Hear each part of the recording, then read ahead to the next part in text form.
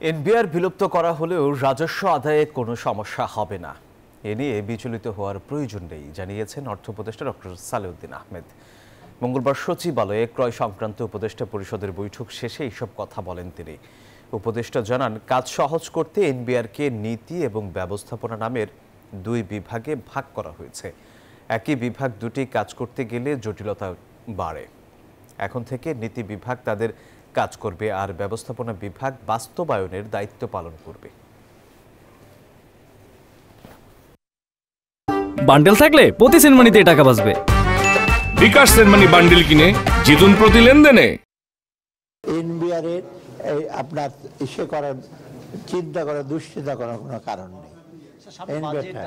এনবিআরটা যেভাবে আছে কত টার্মস অফ রেফারেন্স চলবে, এটা ইন্টারন্যাশনাল প্র্যাকটিস, পলিসি ডিভিশন আর ইমপ্লিমেন্টেশন ডিভিশন এক থাকে না। রাজস্ব আদায়ের কোনো প্রভাব না। রাজস্ব আমরা এই পর্যন্ত যেটা অলরেডি কিন্তু রাজস্ব আদায় গতবারের তুলনায় 2% কিন্তু বেশি হয়েছে, খুব হতাশাব্যঞ্জক না। আমি আরও এক্সপেক্ট করছি অ্যাটলিস্ট গতবারের চেয়ে কম তো হবে না।